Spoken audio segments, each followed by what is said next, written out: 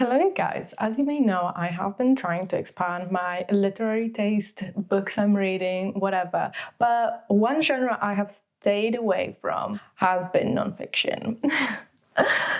Guys, I am so afraid of nonfiction. I don't read much nonfiction. I only read about 3, maybe 4 nonfiction books, and they have all been memoirs, I think. And I probably have stayed away from it for so long because during my degree at university, I had to read a lot of books and articles, nonfiction, being scientific or even humanitarian, and it took genuinely the majority of my life. I was just reading articles, and even though they were very informational and sometimes interesting, they have been very difficult to get through and could have been boring. That's probably why I haven't really picked up any nonfiction books. But I want to challenge that, so in this video I will be reading nonfiction and I will be starting with Pixel Flesh.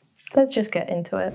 I did want to make this a little bit easier on myself and start with a shorter nonfiction book, but as you can see, this is a normal sized fiction book. It's 350 pages. Honestly, I saw it on Libby and I just got excited and it interested me in what it was trying to say, because this is about the distortion of the female body in a world obsessed by image. So how social media impacts our self-image, self-worth, how altering your body can impact the feminism at large, and how we could actually be perpetuating the patriarchy by kind of trying to fit into the beauty standard. Obviously, I wanted to listen to the audiobook because I thought, okay, if I have an audiobook, it's going to flow by really fast. However, there is some kind of error on the service right now, so I actually can't download the book. So at least I have it in my hand. I went out and bought it yesterday and I have already started this. It is very eye-opening. I already knew some of this,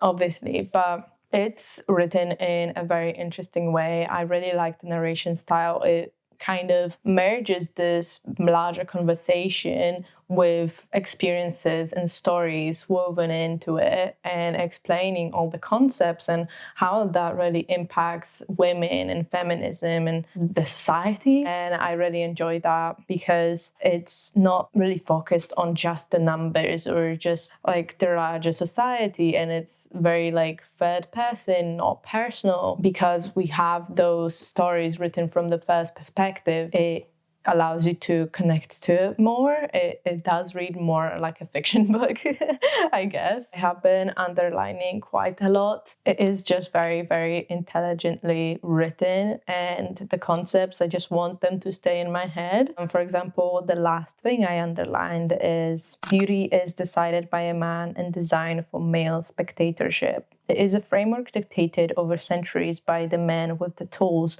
to craft our expectations of how women's bodies should look and behave. It's about who gets to make an object out of whom. There is more where that came from, guys. I have underlined probably at least one line every page, and I already know this is going to hit hard because it's something that affects all women, even if they don't know it. So let's get back to reading.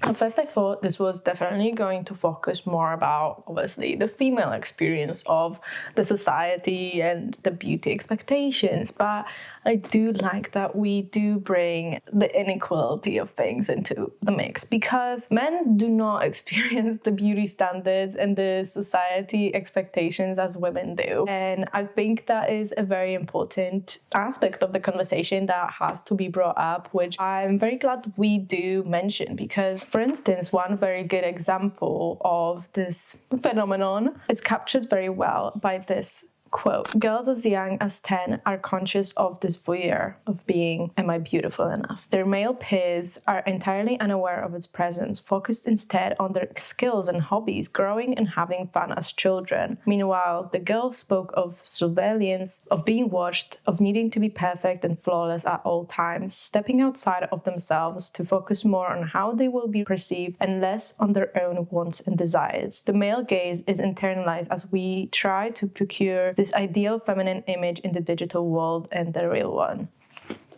So because of this freaking beauty standard and because of the rise of the social media and how much we see online of these perfect bodies and these perfect images of perfect people, we start to compare ourselves. And because children nowadays have very easy access to that, they start to compare themselves from a very, very young age. And to be fair, I did experience kind of the same thing as a young girl, but it wasn't to the extent that it is happening now. And we can also observe it in social media of young girls looking and presenting and doing what adult women do, putting makeup on, dressing up, wearing heels. And I do know that it is fun and it's nice to act like a woman, but it's also troubling that they have this perception in their mind that they have to look pretty to be accepted in a society. They have this internalized misogyny from a very, very young age. And to be a woman is to perform. And yeah, and all of this is because of men, by the way, because men create the tech companies, right? Mark Zuckerberg, for example, Facebook. So, yeah, there's like no way to kind of exist outside of this bias on social media since it is created by men. They have their biases because they're men. Guys, I'm learning so much as well. Oh.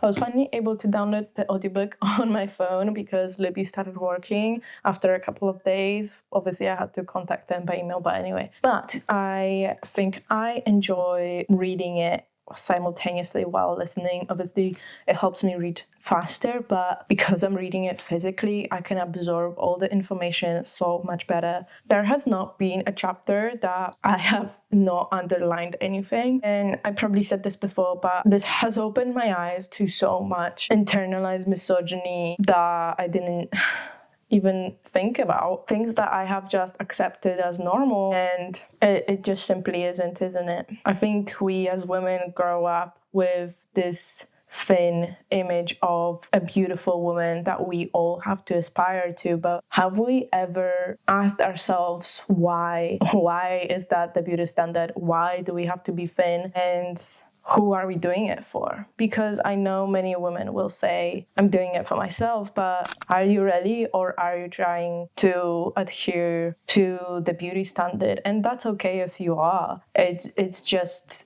realizing it is what is important, I think, because obviously I do makeup. And that is adhering to the system that was set up for me. But it's just thinking about how I just did it without even thinking about why I am doing it. It's definitely a lot to think about. I had moments that I was actually crying for my younger self and for all of the women that have to go through all of these horrible things, all of these mental health issues that we don't really speak about. I also think I didn't really realize how hard this book would be to read at points because it's just such hard truths are being said, and it's hard to confront all of those issues and all of these truths. And that is not to say that these practices, these beauty practices, can't make you feel better as a woman and like be something you're doing just for you. I do think that we can gain pleasure from it just for ourselves, but it's also just looking at it in the bigger context of things. Like, would we even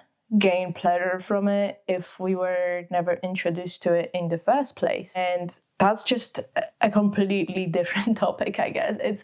This conversation is just so nuanced. It's also entangled in self-expression. Of course, we as people yearn for self-expression and for being unique. But I think as women, it's harder to know where self-expression ends and fitting the standard begins. It has definitely begged me to question why I do my makeup. Do I do it because I like doing my makeup and I just feel pretty with it? But do I feel pretty with it because of the beauty ideal, of the beauty world, of the society? As you can see, it's definitely made me question a lot of things.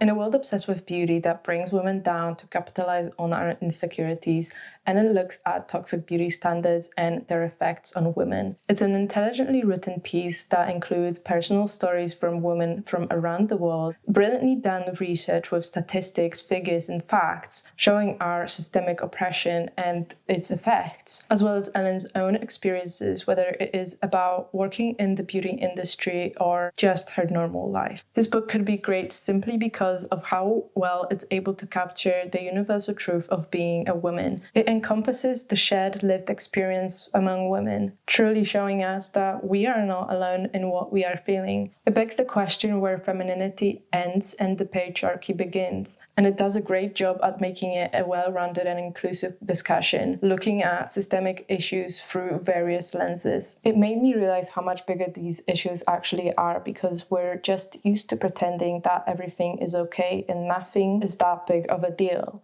We are used to accepting that this is just how things are and it's never going to change, so we might as well adhere to it. Because if we're already in a bad situation, why not make something better out of it with what we can? But with doing that, are we still perpetuating this system that is bent on oppressing us, on hating women for how they are? And even though I knew some of the things that were discussed in this book, it made me understand how misogyny affects all of these systems that are put in place, how it's so ingrained in us that we may not even realize. This book was definitely a difficult and uncomfortable read at points, but it was an essential read for me, which is why I'm giving this book 5 stars. I'm looking at everything with a different lens now. I definitely want to be kinder, not only to myself, but other girls and women around the world. Be kinder in my approach to actions by women, because these actions are shaped by a system we have no influence upon. I really truly believe that every woman should read this, and I'm pretty sad that this doesn't even have that much ratings on Goodreads. I think it's under 3,000 ratings. Yeah, I'm absolutely gobsmacked, to be fair. But my next read is going to be Why I Am Not Going to Buy a Computer. This is actually a very small essay, and this book also includes Feminism, the Body and the Machine, which is more than half of this book, actually. This book only has like 50 pages though. But it was originally included in a Harper's magazine in 1987. This is my first Penguin Modern that I'm going to read, and I'm definitely excited to see how this will turn out. And it won't take me that long, so...